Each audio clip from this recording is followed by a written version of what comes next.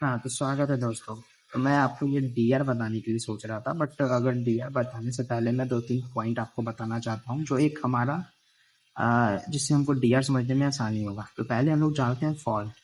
तो basically fault होता है क्यों? क्योंकि हमारे पास तो थ्री फेज अगर हम लोग बात कर रहे हैं, तो थ्री फेज में कुछ तरह का आपस में शॉर्ट सर्किट या ओपन सर्किट होना या फिर लाइन को ग्राउंड में कुछ हो जाना, तो इस तरह का हम लोग फॉल्ट में ही मान सकते हैं। तो अगर आप चलते हैं तो हमारा एल एल फॉल्ट हो सकता है। मतलब दो फेज जो है हमारे आपस में टच हुई है। तो आप एक ये भी चीज़ याद रखो ना कि हमारा जो फेज सीक्वेंस है आर बाई बी, ये हमारा आइडियल जो हमारा नॉर्मल आइडियल नहीं, ये फंडामेंटल है हमारा। 120 डिग्री के आसपास में होते ही है, 120 240 360 ऐसा का आप सीक्वेंस मान सकते हैं। नेगेटिव में हमारा क्या होता है ना, ये जो हमारा क्लॉकवाइज जा रहा था ये हमारा एंटी में आ जाएगा।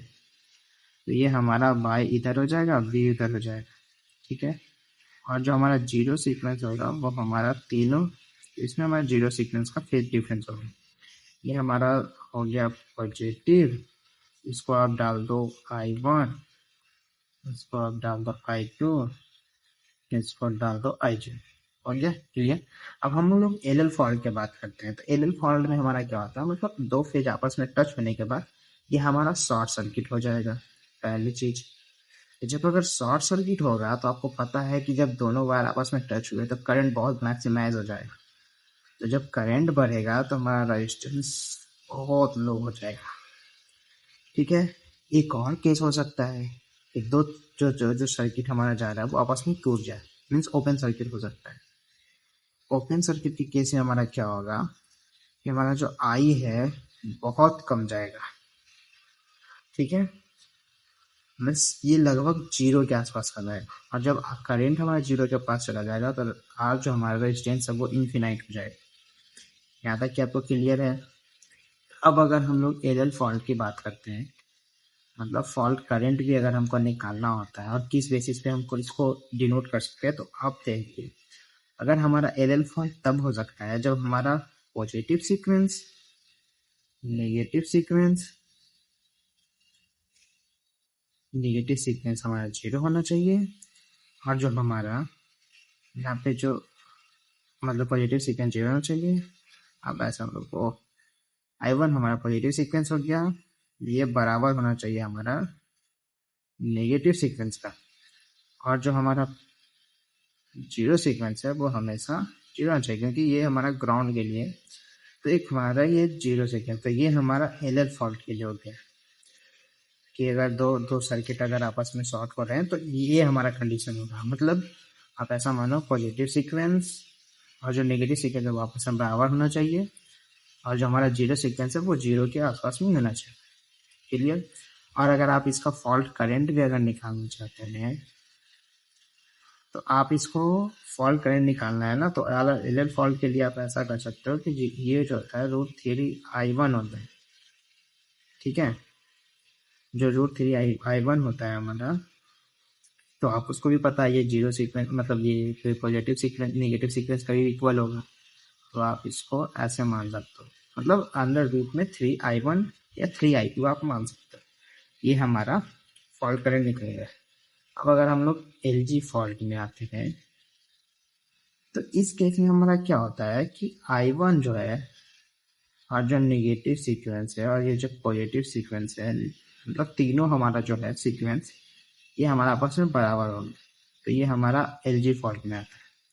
अब बोलेंगे कि सर एल जी फॉल्ट का करंट भी हमको निकालना हो, तो ये हमारा होता है 3I1। ठीक है। 3I1 कहने का मतलब है कि 3 गुना हमारा हो जाएगा पॉजिटिव सीक्वेंस पे करंट से, मतलब जितना जो हमारा पॉजिटिव में जो हमारा करंट फ्लो हो रहा है उससे। अब अगर आप चलते हैं तो हम एक आते हैं एल एल जी फॉल्ट में। ठीक है। एल एल जी फॉल्ट में क्या होगा, जो हमारा पॉजिटिव सीक्वेंस है वो जीरो नहीं होना चाहिए। ठीक है। पॉजिटिव सीक्वेंस है जो हमारा जीरो नहीं होना चाहिए, और जो नेगेटिव और जीरो सीक्वेंस आपस में बराबर होना चाहिए। ये हमारा हो गया आपका एल एल फॉल्ट में, ट्रिपल एल फॉल्ट में। ये बहुत कम ही होता है, 2 फेज में ही होता है, तो बट इतना ही जान जाना, ये तो होने से हो जाएगा। फिर आपको ये पता होगा कि जो ट्रिपल एफ फॉल्ट होता है ना, ये 0 सीक्वेंस का 3 टाइम्स होता है, 0 सीक्वेंस करेक्ट, ठीक है। और एक चीज, जो हमारा एलजी फॉल्ट होता है वो हमारा सीरीज में होता है, जो सीरीज कनेक्शन होता है। और जो हमारा एलएलजी फॉल्ट होता है वो हमारा पैरेलल में होता है। और एक एलएलजी फॉल्ट होता है, तो एलएलजी फॉल्ट के केस में हमारा जो वोल्टेज है और जो नेगेटिव सीक्वेंस का वोल्टेज है और 0 सीक्वेंस का वोल्टेज, तीनों आपस में बराबर होने से हमारा एलएलजी फॉल्ट अकर हो जाते हैं, ठीक है। और एलएलजी फॉल्ट का वो आपको फॉल्ट करेक्ट बता दिए, तो ये आपका एक बेसिक फंडा यहाँ तक क्लियर हो गया। अब एक चीज और, अगर डीआर सीखना है तो उसके लिए एक चीज और, आप एक चीज जान जाओ कि, और एक चीज ये हमेशा कि अगर ये हमारा 0 सीक्वेंस हमेशा 0 से अगर ज्यादा होगा तो ग्राउंड इन्वॉल्व हो ही जाएगा, इसलिए 0 सीक्वेंस हमेशा मिनिमम बोला जाता है, 0 या 0 से 0 के आसपास में होना चाहिए। अगर वो 0 सीक्वेंस से थोड़ा थिएटर होने लगेगा तो मे बी ये अर्थ फॉल्ट का चांसेस होने लगेगा। और एक चीज अगर हमको जानना है इसमें, तो हार्मोनिक्स का जानना है, क्योंकि हमको वेवफॉर्म्स नहीं जानना है। तो हार्मोनिक्स जो कहता है कि जो हमारा करेंट और जो वोल्टेज होता है उसका जो फंडामेंटल कहने का मतलब हमारा 50 हर्ट्ज पे रन हो रहा है ना, जो हमारा फंडामेंटल फ्रीक्वेंसी है उसका इंटीग्रल मल्टीप्लाई हो जाता है, उसी को हम लोग बोलते हैं हार्मोनिक्स। जैसे अगर ये 50 हर्ट्ज है ना, तो और हम मेरे में अगर थर्ड हार्मोनिक्स आता है, ये भी थर्ड हार्मोनिक्स आ रहा है, तो आप इसको 3 इंटू 50 और 150, इसका फ्रीक्वेंसी 150 हो जाएगा। तो इसमें हमारा थ्री ऑर्डर का फ्रीक्वेंसी आ गया, ठीक है। यहाँ तक कि आपको क्लियर हो गया, 3 ऑर्डर की फ्रीक्वेंसी आ गई। और एक चीज हम इसमें ये ध्यान दे सकते हैं कि जो हमारा 3 ऑर्डर का फ्रीक्वेंसी आया, तो आप एक ऐसा मानो कि अगर मैग्नीट्यूड हमको निकालना हो, मे बी हमारा ये जो हार्मोनिक्स है, तो अब समझ में आ गया कि हार्मोनिक्स ये क्या है।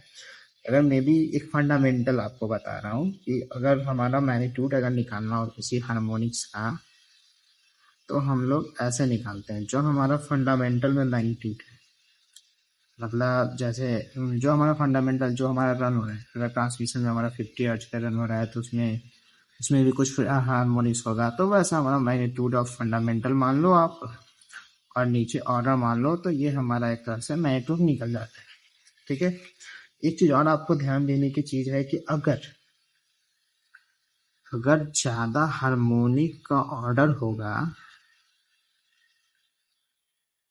तो हमारा जो डिस्टॉर्शन है फ्रीक्वेंसी में वो बहुत कम हो रहा है। जो हमारा ग्राफ ऐसे 50 हर्ट्ज पे जा रहा था मे बी, और हमारा हार्मोनिक्स में भी 11th हार्मोनिक्स आ गया, तो आपका ये जो ग्राफ है ना, ये आपका लेस डिस्टॉर्शन होगा, मतलब ये 50 पे तो हो रहा है, उसके बाद हमारा ये जो डिस्टॉर्शन ऐसे हो रहा है बहुत बहुत मिनिमल होगा। बट यही अगर इस केस में अगर आप उल्टा करते हैं इसको, मतलब अगर लेस हार्मोनिक ऑर्डर होता है तो हमारा ज़्यादा डिस्टॉर्शन होगा। तो हमको चाहिए कि हमारा हार्मोनिक्स ज़्यादा से ज़्यादा हो, ताकि मतलब हमारा जो हमारा जो लाइन है वो हमारा सही तरीका से हो। और ये भी आपको पता है, वो कुछ सोचता हूँ मैग्नेटिक फील्ड्स और वो सब आते हैं, तो डिस्टॉर्शन तो होना ही होना है, क्या है, यहाँ तक कि आप क्लियर रहता है। और एक चीज़, अगर आपको एक चीज़ एक्स्ट्रा तरह बता सकूँ तो एक ये हो सकता है, एक फोरियर एनालिसिस सिग्नल सिस्टम में पढ़ने का था। तो फोरियर एनालिसिस में ये कहा जाता है कि अगर कोई भी फ्रीक्वेंसी में भी अगर फ्रीक्वेंसी ये आपका ऐसे है मतलब कुछ भी फ्रीक्वेंसी है, सब कुछ है, मतलब जो हमारा स्क्वायर वेव में है उसको आप साइन वेव में कन्वर्ट कर सकते हो, ठीक है। ये हमारा फोरियर एनालिसिस करता है। यहाँ तक ये चीज़ क्लियर हो गई।